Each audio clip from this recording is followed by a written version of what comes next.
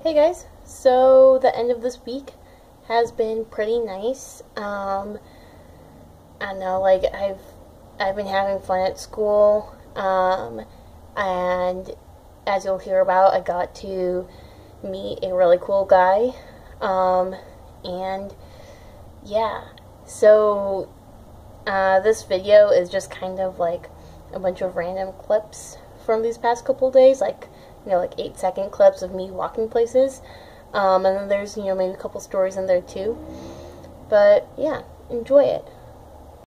Hi guys, so it's about 1:15 on Wednesday afternoon, and I just wanted to tell you guys about last night. So every night, the people on the floor above us run around like crazy, like stomping, like elephant stampede kind of thing. And Emily, Lynn, and I just look at each other like, what is going on? Like, why do you guys need to do this? And then the neighbors below us, because we're on like the second floor, right? And there's 3 floors, so we have above and below. So the guys below us like to play loud music, and it comes through like their window and comes up to ours. And so like those two things usually happen, like, you know, it's one or the other kind of, and it's not really that long, or that bothersome. But it was like 11:30 or something last night, maybe like midnight, and we have people stomping upstairs, and the people downstairs playing like Enya or something, like super loud. So like I get up, right, and I go and like close our windows, because like that should help. It doesn't, like, you can still hear the music because it's so loud, and there's people like stomping around, and like, so Emily, Lynn, and I were just like sitting up like, what do we do? Like, I just want to sleep. And so we had this idea that maybe we should be annoying neighbors too, right?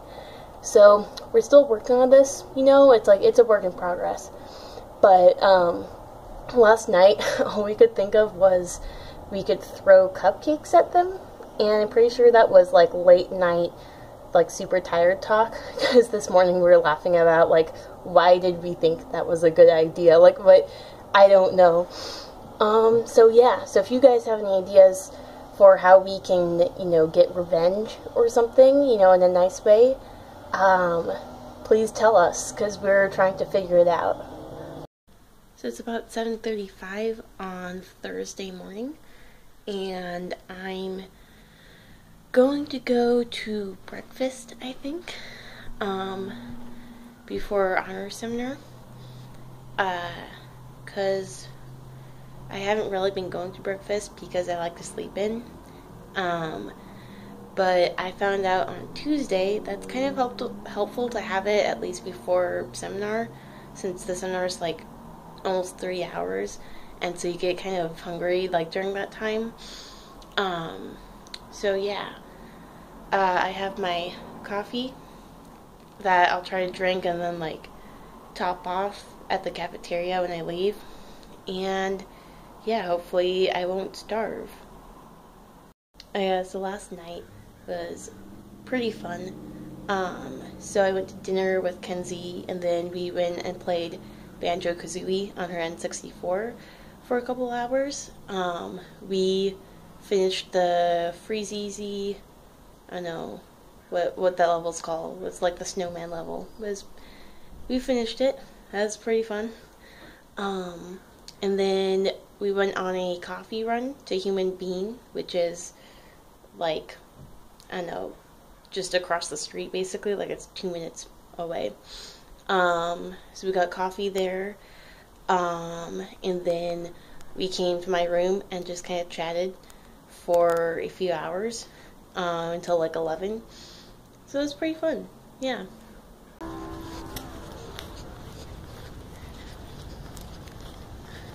Hi, Kenz. Yes.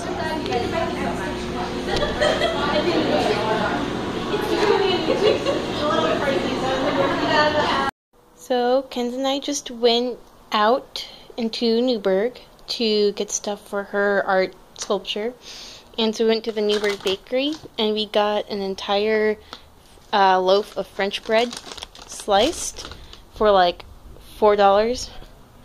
And we went to this place called Velour that's like kind of like a hipstery like place with like vintage clothes. And I got this cool dress. Here, I'll show you what it looks like on me. So here's it on me, and I think it's pretty cute. Sort of, I don't know, pioneery, but in like a cute way, like a hipstery kind of way. I like the long skirt, and it's kind of, you can see through it, so I'll need to wear something under it, obviously, but yeah.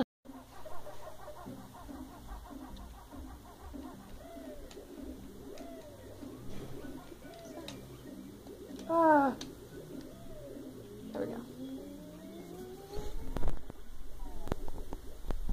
Guys, so it's about 8:40 on Friday morning. I'm going to head over to computer science in a bit and take my first CS test.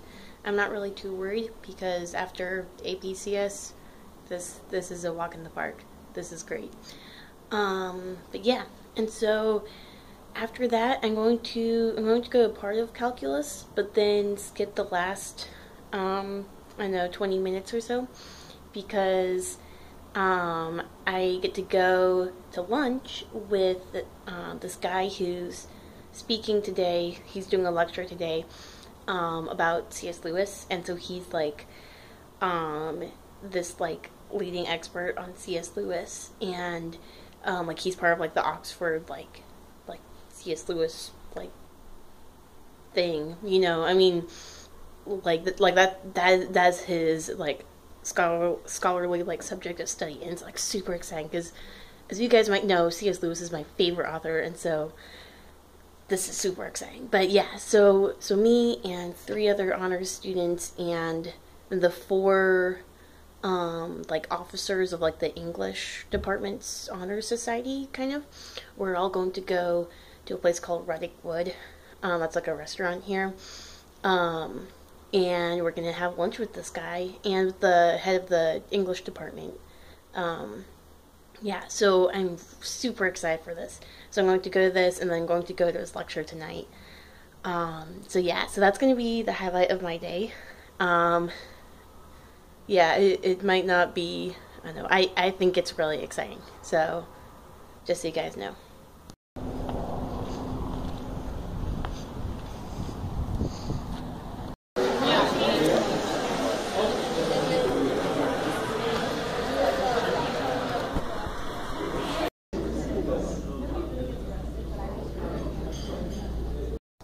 Okay, so the guy I met today was, so you know, I went to lunch with Michael Ward, the C.S. Lewis scholar, and he was just the coolest guy ever.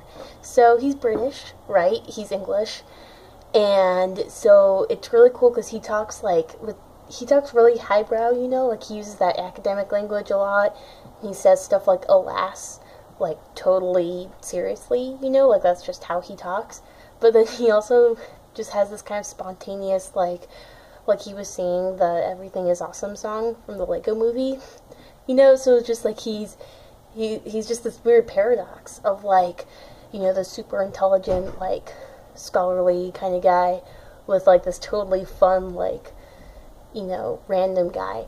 And so yeah, so he's pretty cool. And he was telling us about how in the 90s, when he was at Oxford, like, teaching or something. He's older, by the way. I've been raving about him, but I don't have, like, a crush on him, okay? He's like, bald and stuff.